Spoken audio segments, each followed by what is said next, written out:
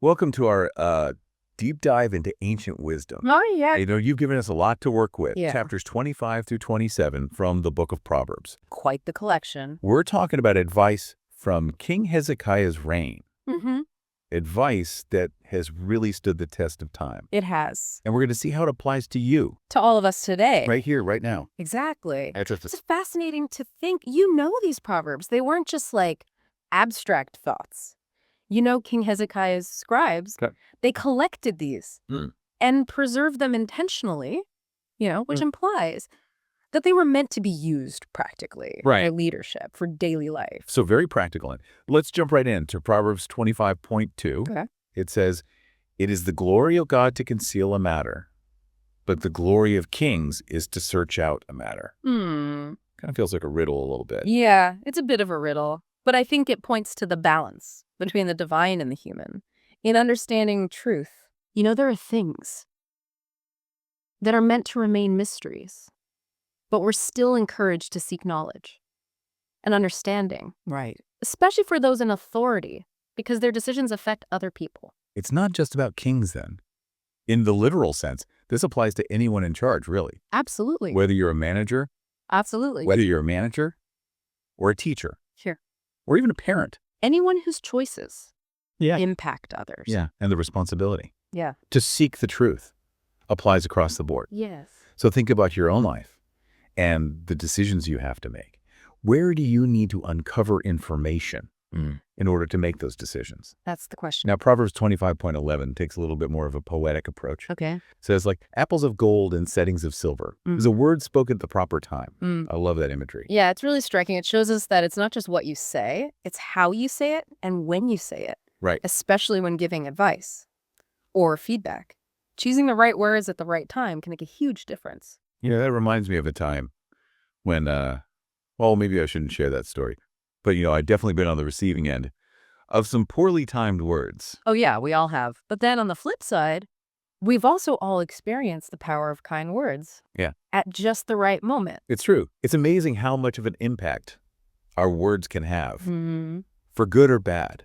For better or worse. And maybe that's why the very next verse, Proverbs 25.12, emphasizes taking advice. Heeding wise counsel. Now, Proverbs 26.23 really caught my eye with its comparison. It says, "Like an earthenware vessel overlaid with silver impurities are burning lips and a wicked heart." So it sounds like we're getting a warning here about trusting appearances. Yeah, exactly. It's a reminder. Outward charm can be deceiving. Okay. Someone might speak really well, but have bad intentions. I've definitely been fooled before by appearances. So how can we avoid falling into that trap? It takes discernment. You got to pay attention to people's actions over time and listen to your gut. Okay. Actions speak louder than words, as they say. So ask yourself, are there any situations in your life where this might be relevant? That's a good question to think about. So Proverbs 26 seems to have a particular focus on fools. Yeah, it does. Lots of verses there describing what makes someone a fool Mm. and the consequences of their actions. The imagery is pretty vivid. Yeah, Right. definitely. Like in Proverbs 26.11, it compares a fool repeating his foolishness to a dog returning to its vomit. Ooh. It's a pretty graphic image, but it gets the point across. It does stick with you. And I think the point isn't necessarily to shame foolish behavior, Right. but to understand that it's a cycle. Oh. The fool doesn't learn, and they keep making the same mistakes. So is foolishness just a lack of intelligence, or is there something more to it? That's a great question. I think foolishness can stem from a lack of wisdom and self-awareness, which is different from intelligence. It's about not learning from experience and not making better choices. How can we avoid that? How can we break free from those patterns of foolishness? I know I've made the same mistake twice, Yeah. even when I knew better. We all have. I think it starts with being honest with ourselves. Okay. We need to acknowledge our own tendencies, like being impulsive. Yeah. Or ignoring good advice. I see where you're going with this. Proverbs 27.10 comes to mind. Okay. It says, "Do not abandon your friend or your father's friend, and do not go to your brother's house on the day of your disaster. Better is a neighbor who is near than a brother far away." This is talking about the importance of a strong support system, right? Exactly. It reminds us that close relationships are important, especially in times of need. Yeah. We all need people. that we can lean on for support and guidance. Yeah. When we face challenges. So then what makes a true friend? How do you know who you can rely on? Yeah, that's a question. That's been around forever. I think true friends are marked by loyalty and honesty and willingness to support each other no matter what. But maintaining those connections is not always easy, You're right. especially with distance or just life getting in the way. It does take effort, but it's worth it. Well- You're investing in your well-being. That's a great way to put it. So Proverbs 27.28 really struck me with its imagery. Okay. It says, a person without self-control is like a city that is broken into and without walls, vulnerable and exposed. Wow. It's a powerful way to describe impulsivity Yeah, and a lack of emotional regulation. it really is. And nowadays, when there are so many distractions Yeah. and temptations, self-control is more important than ever. It really It's is. not even just about avoiding major blow-ups. Right. It's about the little everyday choices, Exactly. like resisting that extra dessert or not hitting send on that angry email. Mm-hmm.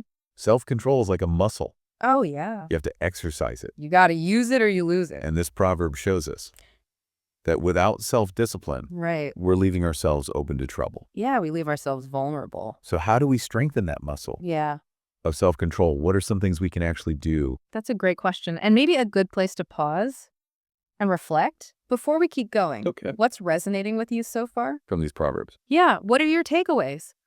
Building self-control, it's a process, not a quick fix. Like we were saying, it all starts with self-awareness. Right. Understanding your triggers, your weaknesses, the situations where you might lose control. So maybe keeping a journal would help, Mm-hmm. or tracking your habits to identify those patterns. Exactly. Once you're aware of them, then you can start strategizing. Maybe that means removing temptations Yeah. or practicing mindfulness to help you stay present. So it's like having a plan before you enter that city without walls. Exactly. And building self-control takes time. You have to be patient with yourself. Right. There will be setbacks, Sure. but those are opportunities to learn.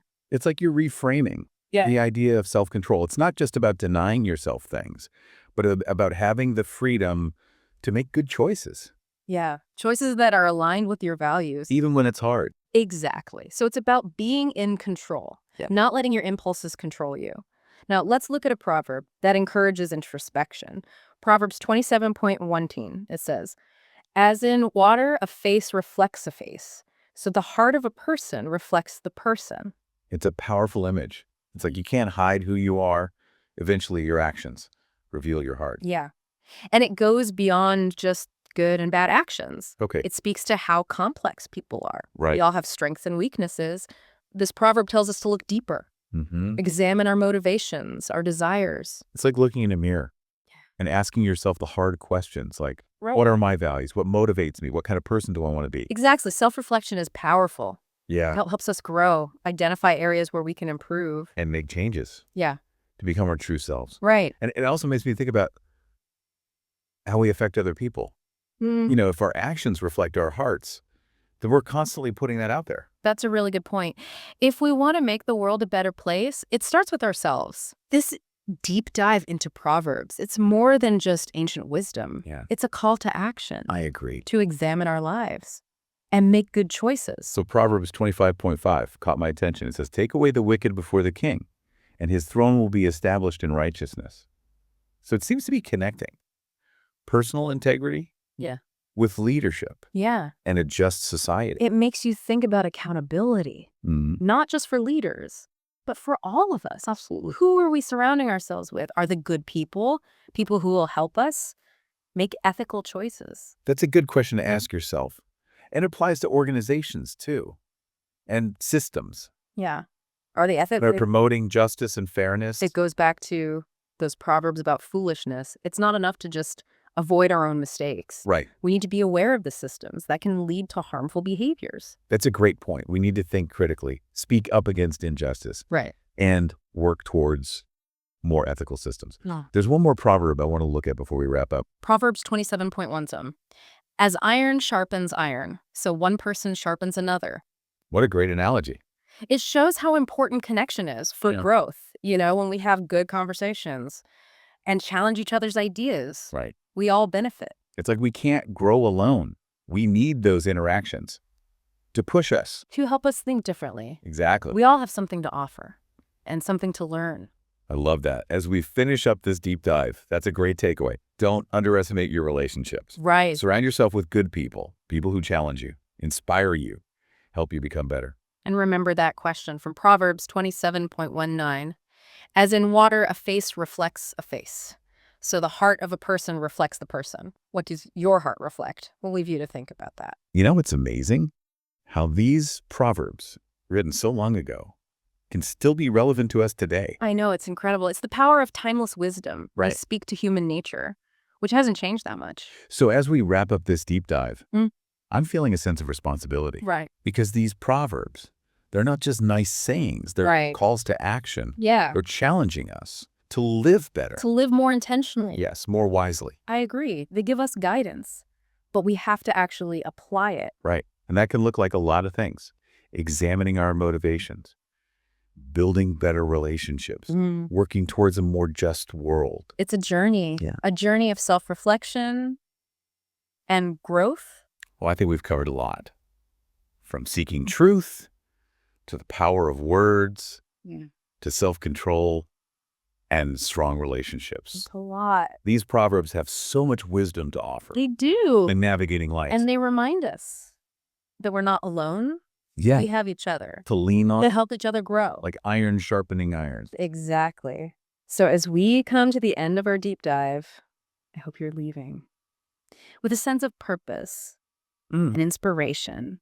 Keep seeking wisdom. Yes. Keep reflecting. And keep those close to you who challenge you. Absolutely. And don't forget the power of a well-timed word, like those golden apples. Exactly. Thanks for joining us on this exploration of ancient wisdom. It's been a pleasure. Until next time, keep diving deep.